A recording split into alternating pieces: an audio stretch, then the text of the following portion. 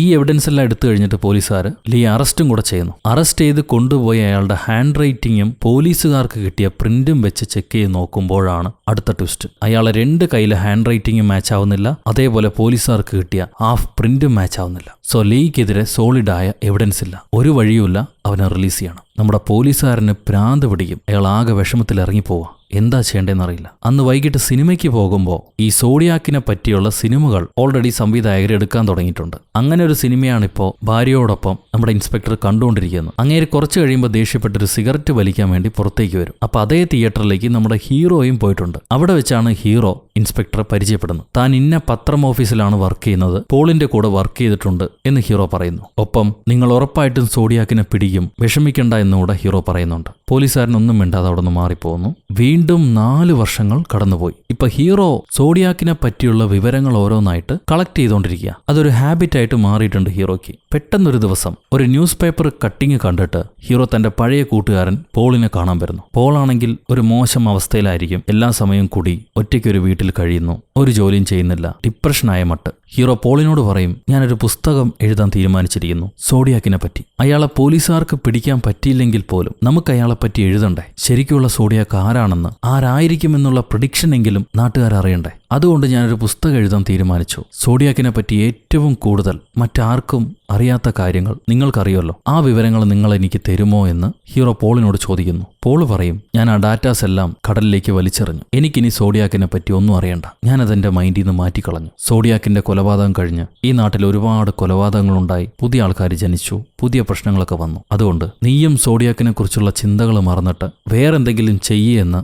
പഴയ കൂട്ടുകാരൻ പറയും. എന്നാൽ ഹീറോ അത് വിടാൻ തീരുമാനിച്ചിട്ടില്ല. ഹീറോ ഇപ്പോഴും സോഡിയാക്കിനെ പറ്റിയുള്ള വിവരങ്ങൾ ഗ്യാദർ ചെയ്തുകൊണ്ടിരിക്കുക. അയാൾ എങ്ങനെയെങ്കിലും കണ്ടുപിടിക്കണം, അല്ലെങ്കിൽ എന്താണ് സംഭവിച്ചതെന്നെങ്കിലും അറിയണം. എന്നാൽ ഹീറോ ഇങ്ങനെ സോഡിയാക്കിന് പുറകെ പോകുന്നത് ഭാര്യയ്ക്ക് ഇഷ്ടപ്പെടുന്നില്ല. പിറ്റേന്ന് ഹീറോ സോഡിയാക്ക് കേസ് അന്വേഷിച്ചുകൊണ്ടിരുന്ന നമ്മുടെ ഇൻസ്പെക്ടറെ ചെന്ന് കാണുന്നു. അങ്ങേരോട് താൻ പത്രത്തിനു വേണ്ടി സോഡിയാക്കിന്റെ ഒരു കഥ എഴുതുന്നുണ്ട്, സോഡിയാക്കിനെ പറ്റിയുള്ള വിവരങ്ങൾ അറിയണമെന്ന് പറയും. അപ്പൊ ഇൻസ്പെക്ടർ, അതൊരു ഓപ്പൺ കേസാണ്, അതിനെക്കുറിച്ച് കാര്യമായിട്ട് ഒരു സിറ്റിസണോട് പോലീസുകാർക്ക് ഡിസ്കസ് ചെയ്യാൻ പറ്റില്ല, വേറെന്തെങ്കിലും ആവശ്യമുണ്ടെങ്കിൽ ചോദിക്കുമെന്ന് പറയും. അപ്പൊ ഹീറോ, നിങ്ങൾ എന്നെ സഹായിക്കണം, കാരണം കുറച്ച് നാളായിട്ട് ഞാനൊരു റിസർച്ച് ചെയ്യുന്നുണ്ട് ഈ സോഡിയാക്കിനെ പറ്റി. അപ്പോഴാണ് സൈഫർ കോഡ് ഭാഷ, അതെങ്ങനെയാണ് പഠിക്കേണ്ടത്, അത് എവിടുന്നാണ് പഠിക്കാൻ പറ്റുക എന്നുള്ളത് ഞാൻ അന്വേഷിച്ചത്. അതിനുവേണ്ട ചില പുസ്തകങ്ങളുണ്ട്. ഞാൻ ആ പുസ്തകത്തിന്റെ എല്ലാം ലിസ്റ്റ് എടുത്തു. ഒരുപക്ഷെ ഈ സൈഫർ ക്രാക്ക് ചെയ്യാൻ പറ്റിയാൽ നമുക്ക് ആ സോഡിയാക്കിനെയും പിടിക്കാൻ പറ്റും എന്നാണ് ഞാൻ വിചാരിച്ചത്. അവിടെയാണ് ഒരു ട്വിസ്റ്റ് ഉണ്ടായത്. ഈ സൈഫർ കോഡ് ഭാഷകളെ പറ്റിയുള്ള പുസ്തകങ്ങൾ ഞാൻ അതന്വേഷിച്ചു പോയി. അപ്പൊ ആ സൈഫർ അടങ്ങിയ പുസ്തകങ്ങളെല്ലാം തന്നെ ലൈബ്രറിയിൽ നിന്നും കളവ് ചെയ്യപ്പെട്ടു.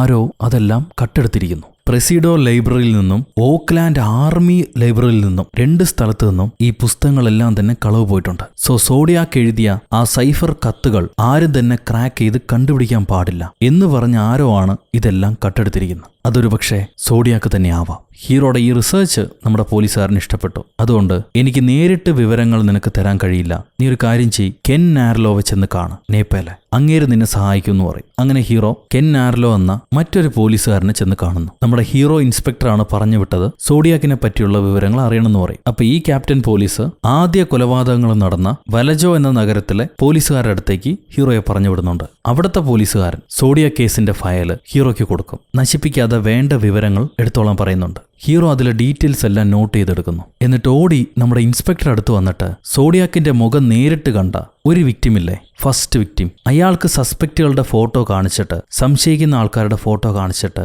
ഇതിലാരാണ് നിങ്ങൾ ഷൂട്ട് ചെയ്തത് എന്ന് ചോദിക്കായിരുന്നില്ലേ? പോലീസുകാർ എന്തുകൊണ്ട് അത് ചെയ്തില്ല എന്ന് ഹീറോ ചോദിക്കും. അപ്പോഴാണ് ഇൻസ്പെക്ടർ പറയുക, അയാൾക്ക് ബോധം വന്ന അടുത്ത ദിവസം തന്നെ പുള്ളിക്കാരൻ ഈ നാട് വിട്ടുപോയി. എങ്ങോട്ടാ പോയതെന്നറിയില്ല. സോഡിയാക്കിനെ നേരിട്ട് കണ്ടത് അയാൾ മാത്രമാണ്. അയാൾ ഉണ്ടായിരുന്നെങ്കിൽ ഈ കേസ് എപ്പോഴേ സോൾവ് ആവുമായിരുന്നു. അങ്ങനെ ഒരു വലിയ നഷ്ടം സംഭവിച്ചിട്ടുണ്ട്, ഒന്നും ചെയ്യാൻ പറ്റിയില്ല എന്ന് പോലീസുകാരൻ പറയും. അപ്പോഴാണ് ഹീറോ പഴയ കേസിൽ മറ്റൊരു കാര്യം കൂടെ ശ്രദ്ധിച്ചതായിട്ട് പറയുന്നത്. ആദ്യ കൊലപാതകമില്ലേ, ഒരു ലൈബ്രറിയിലെ പെണ്ണിനെ വിളിച്ചുകൊണ്ട് പോയി കൊന്നു എന്ന് പറയുന്ന ആ പെണ്ണിന്റെ വീട്ടിലേക്ക് കൊലയാളി പിന്നീട് വിളിച്ച് ഭീഷണിപ്പെടുത്തിയിട്ടുണ്ട്. പോലീസുകാരൻ പറയും, അത് കഴിഞ്ഞുള്ള വിക്ടിംസിന്റെ വീട്ടിലേക്കും ഈ സോഡിയാക്ക് വിളിച്ചിട്ടുണ്ട്, ഭീഷണിപ്പെടുത്തിയിട്ടുണ്ട്. അങ്ങനെയാണെങ്കിൽ കൊല ചെയ്തവരെ ഒരുപക്ഷെ നേരിട്ടോ അല്ലാതെയോ സോഡിയാക്കിന് പരിചയം കാണണം. ആദ്യം മരണപ്പെട്ട ഡാർലിന് ഒരു സിസ്റ്ററുണ്ട്. ആ സിസ്റ്റർക്ക് അന്ന് രാത്രി ഡാർലിനെ വിളിച്ചിട്ട് പോയ ആളെ ഒരുപക്ഷെ അറിയാമായിരിക്കാം. പോലീസുകാരൻ പറയും, ഡാർലിന്റെ സിസ്റ്ററുടെ വിവരം ഞാൻ നിനക്ക് അന്വേഷിച്ചു തരാം, നീ വേണമെങ്കിൽ ചെന്ന് ചോദിച്ചു നോക്കിക്കോളൂ. അതേപോലെ മെൽവിൻ ബെല്ലിക്കും, അതായത് ആ പഴയ ഡാഡി നടനും സോഡിയാക്ക് ഇടയ്ക്ക് വിളിച്ചിരുന്നു. താൻ കൊല ചെയ്യാൻ പോവുകയാണെന്ന് പറഞ്ഞിരുന്നു. കൂടുതൽ വിവരങ്ങൾ അറിയാൻ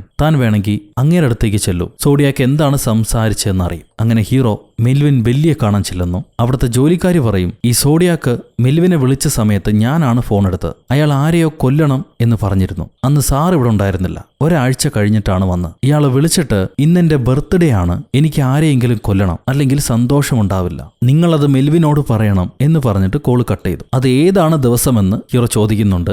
ഡിസംബർ 18 ജോലിക്കാരി പറയും. ഹീറോ പോലീസുകാരോട് ചോദിക്കുമ്പോൾ 18-ാം തീയതി ആരും തന്നെ മരണപ്പെട്ടിട്ടില്ല. പിന്നെ പോലീസുകാരുടെ ലിസ്റ്റിലുള്ള പ്രതികൾക്കൊന്നും തന്നെ 18-ാം തീയതി ബർത്ത്ഡേയും അല്ല. ഇത് കഴിഞ്ഞ് ഹീറോ വീട്ടിലേക്ക് വരുമ്പോൾ ഭാര്യ പറയും, ഹാൻഡ് റൈറ്റിംഗ് പ്രൊഫസർ ഹീറോയെ വിളിച്ചിട്ടുണ്ടായിരുന്നു, നാളെ കാണണമെന്ന് പറഞ്ഞെന്ന് പറയും. അതിനോടൊപ്പം ഹീറോ സോഡിയാക്കിനെ പറ്റി പുസ്തകം എഴുതാൻ പോകുന്ന കാര്യം പത്രത്തിൽ വന്നിട്ടുണ്ട്. ഹീറോ ഒരു ആർട്ടിക്കിള് കൊടുത്തിട്ടുണ്ട്. അത് ഭാര്യയ്ക്ക് ഇഷ്ടപ്പെടില്ല. അവരെ കുടുംബത്തിന് എന്തെങ്കിലും ആപത്ത് വരുമോ എന്ന് അവർക്ക് പേടിയാണ്. ഈ സമയത്ത് ഹീറോയ്ക്ക് ആരോ വിളിക്കുന്നു. മിസ്റ്റർ ഗ്രേ സ്മിത്ത്, സോഡിയാക്ക് ആരാണെന്ന് എനിക്കറിയാം. ഹീറോ നിങ്ങൾ ആരാണെന്ന് ചോദിക്കും. അയാൾ പറയും, എന്നെക്കുറിച്ച് നിങ്ങൾ മനസ്സിലാക്കേണ്ട ആവശ്യമില്ല, സോഡിയാക്ക് ആരാണെന്ന് എനിക്കറിയാം. സോഡിയാക്കിന് സിനിമകൾ ഒരുപാട് ഇഷ്ടമാണ്. അയാൾ കൊലപാതകങ്ങൾ ചെയ്തത് റെക്കോർഡ് ചെയ്തിട്ടുണ്ട്. ഞാൻ ഇതെല്ലാം പോലീസുകാരോട് പറയാൻ ശ്രമിച്ചതാണ്, എന്നാൽ അവരെന്നെ കേൾക്കാൻ തയ്യാറില്ല. നിങ്ങളിപ്പോൾ കണ്ടുപിടിക്കേണ്ടത് ബോബ് വാഗ്വൻ എന്നയാളെയാണ്. അയാൾ ഈ സോഡിയാക്കിന്റെ കൂട്ടുകാരനാണ്. എന്നാൽ അയാൾക്ക് തന്റെ കൂട്ടുകാരനാണ് സോഡിയാക്ക് എന്നറിയില്ല. സോഡിയാക്കിന്റെ യഥാർത്ഥ പേര് റിക് മാർഷൽ എന്നാണ്. ഇതും പറഞ്ഞ്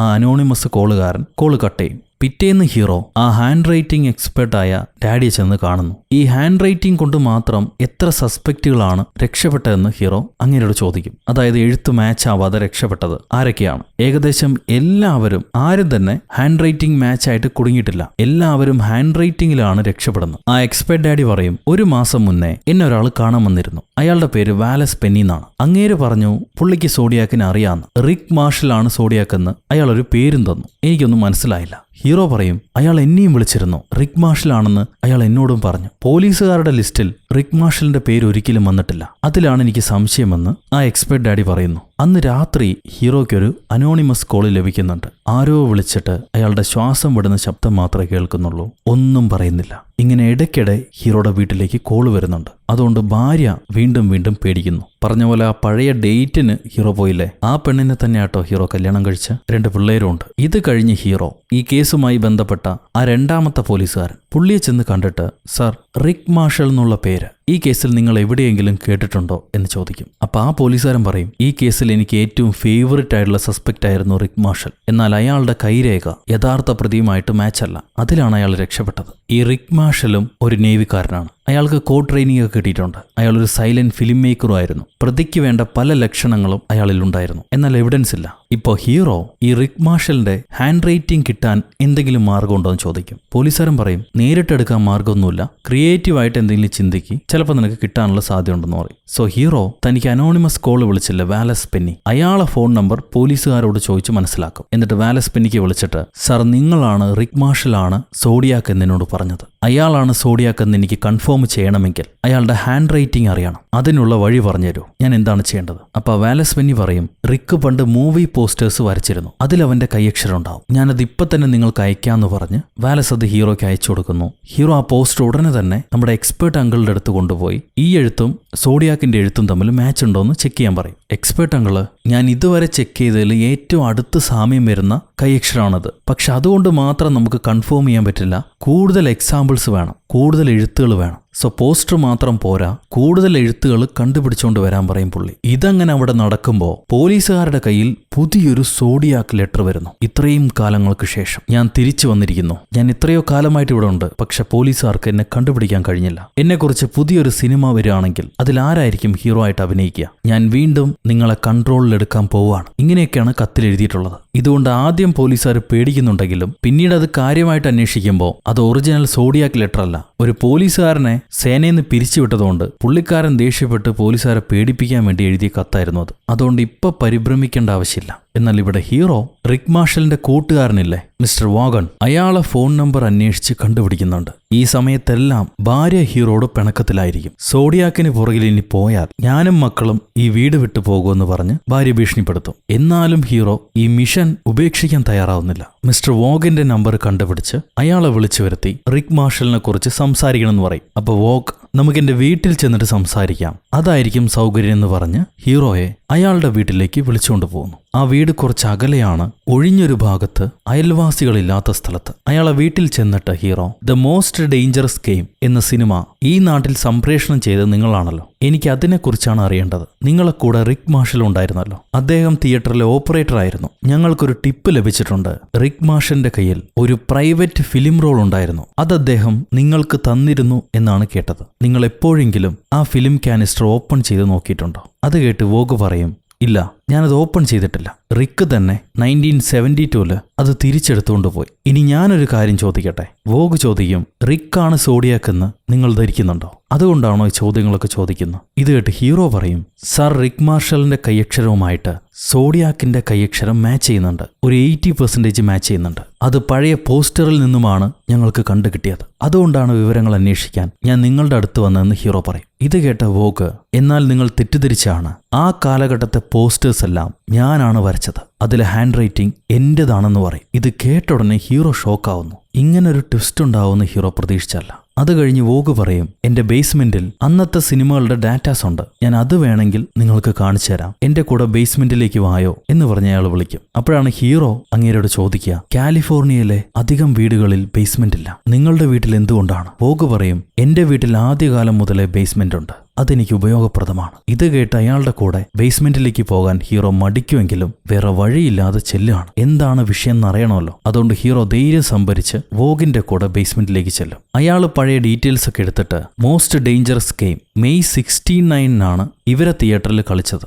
അത് കഴിഞ്ഞ് 9 ആഴ്ചയ്ക്ക് ശേഷമാണ് സോഡിയാക്ക് കത്തെഴുതുന്നത്. ഇത് പറഞ്ഞതിന് ശേഷം വോഗ് ചോദിക്കും, ഞങ്ങളുടെ തിയേറ്ററിൽ സിനിമ കണ്ടിട്ടാണ് ഈ സോഡിയാക്ക് ഇൻസ്പയർ ആയതെന്ന് നിങ്ങൾ വിചാരിക്കുന്നുണ്ടോ? ഹീറോ അതിന് മറുപടി ഒന്നും പറയില്ല. ഞാൻ ഇപ്പൊ ഒന്നും വിചാരിക്കുന്നില്ല, നിങ്ങൾ ചെയ്തു തന്ന ഉപകാരത്തിന് നന്ദിയെന്നും പറഞ്ഞ് അവൻ ജീവനും കൊണ്ട് ഓടാൻ നോക്കുക. പക്ഷെ ഡോറ് തുറന്നിട്ടില്ല, ഡോർ ലോക്ക്ഡാണ്. തിരിഞ്ഞു നോക്കുമ്പോ ആ വോഗ് തൊട്ടടുത്തുണ്ട്. ഹീറോ പേടിച്ച് വിറച്ചു നിൽക്കവേ വോഗ് ഹീറോയ്ക്ക് ഡോറ് തുറന്നു കൊടുക്കും. അവൻ ശ്വാസവും പിടിച്ചൊരൊറ്റ ഓട്ടാണ്. നേരെ വീട്ടിലേക്ക് വന്ന് നോക്കുമ്പോൾ ഭാര്യ കുട്ടികളുമായിട്ട് അവളുടെ വീട്ടിലേക്ക് പോയി. ഇനി ഹീറോയുടെ കൂടെ ജീവിക്കാൻ അവൾക്ക് താല്പര്യമില്ല. പിറ്റേന്ന് ഹീറോ സോഡിയാക്ക് രണ്ടാമത് കൊന്ന പെൺകുട്ടിയുടെ സഹോദരിയെ ചെന്ന് കാണുന്നു. ആ സഹോദരി ഇപ്പൊ ഏതോ ഫ്രോഡ് കേസിൽ പെട്ട് ജയിലിലാണ്. ജയിലിൽ ചെന്നാണ് ഹീറോ ആ ലേഡിയെ കാണുന്നത്. അവരോട് സഹോദരിയുടെ മരണത്തിൽ നിങ്ങൾക്ക് ആരെങ്കിലും സംശയമുണ്ടോ എന്ന് ചോദിക്കും. അവര് പറയും, എന്റെ സഹോദരിക്ക് കുറച്ചധികം ബോയ് ഫ്രണ്ട്സ് ഉണ്ടായിരുന്നു, എന്നാൽ അതിലെ ഒരാളോട് മാത്രം നീ അടുക്കണ്ട, നീ സംസാരിക്കണ്ട എന്നവള് പറഞ്ഞിരുന്നു. അയാൾ ഒരു പാർട്ടിയിൽ വെച്ച് ഞാൻ കണ്ടതാണ്. ആരോടും സംസാരിക്കാതെ ഒരു മൂലയ്ക്ക് മാറി നിൽക്കുന്ന മനുഷ്യൻ. അയാൾ നേവിയിൽ ജോലി ചെയ്തിട്ടുണ്ടായിരുന്നു എന്നാണ് സഹോദരി പറഞ്ഞത്.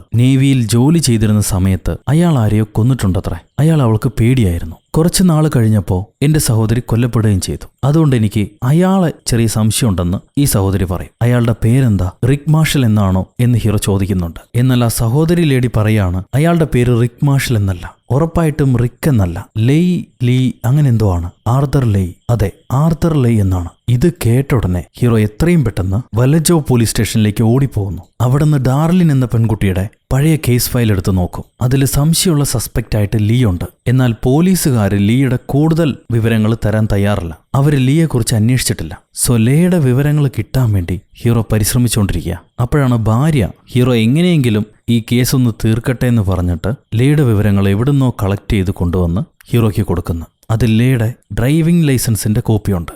അതിൽ അയാളുടെ ഡേറ്റ് ഓഫ് ബർത്ത് കാണാം, December 18. ഈ വിവരം കിട്ടിയ ഉടനെ ഹീറോ നമ്മുടെ ഹീറോ പോലീസിന്റെ അടുത്തേക്ക് ഓടി വരും. December 18 മെൽവിന്റെ വീട്ടിലേക്ക് വിളിച്ചത് ലീയാണ്. അന്ന് അയാളുടെ ബർത്ത്ഡേയാ. സോ അയാൾ പറഞ്ഞത് സത്യം തന്നെയായിരുന്നു. പിറന്നാൾ ദിവസം എനിക്കൊരാളെ കൊല്ലണമെന്ന് അയാൾ പറഞ്ഞത് സത്യമാണ്. ഡാർലിന്റെ കേസിൽ സസ്പെക്റ്റ് ആയിട്ട് ഈ ലീ വരുന്നുണ്ട്. അയാളെ നിങ്ങളും സംശയിച്ചതായിരുന്നു. ഇറ്റ് വാസ് ലീ, അയാൾ തന്നെയാണ്, ഉറപ്പാണ്. ഇത് കേൾക്കുമ്പോൾ ഇൻസ്പെക്ടർ പറയും, ഞാനും സംശയിച്ചതായിരുന്നു. തെളിവുകൾ കൊണ്ട് മാത്രമല്ല, ഈ കേസിൽപ്പെട്ട 2500 സസ്പെക്റ്റിൽ എനിക്ക് നേരിട്ട് കത്തെഴുതിയത് ഈ ലീ മാത്രമാണ്. 1975 ലീ അറസ്റ്റ് ചെയ്യപ്പെട്ടിട്ടുണ്ട്. ഒരു പെണ്ണിനെ ഉപദ്രവിച്ച കേസിൽ. അയാൾ റിലീസായി കഴിഞ്ഞ് എനിക്ക് കത്തെഴുതി, നിങ്ങൾ തേടിക്കൊണ്ടിരിക്കുന്ന ആള് ഞാൻ അല്ലാതായിപ്പോയി, എന്നോട് ക്ഷമിക്കണം, അയാൾ എത്രയും പെട്ടെന്ന് കിട്ടട്ടെ, ഞാൻ നിങ്ങൾക്ക് വേണ്ടി പ്രാർത്ഥിക്കാം എന്ന് പറഞ്ഞിട്ടാണ് ലീ നമ്മുടെ പോലീസുകാരന് കത്തെഴുതിയിരിക്കുന്നു. അത് സ്വന്തം കൈപ്പടയല്ല, ഒരു ടൈപ്പ് റൈറ്റർ ഉപയോഗിച്ചിട്ടാണ് എഴുതി അയച്ചിരിക്കുന്നത്. എന്നാൽ അയാളുടെ ഹാൻഡ് റൈറ്റിംഗ് ടെസ്റ്റ് ചെയ്ത് നോക്കിയപ്പോൾ നമുക്ക് സോഡിയാക്കുമായിട്ട് മാച്ച് കിട്ടിയില്ല.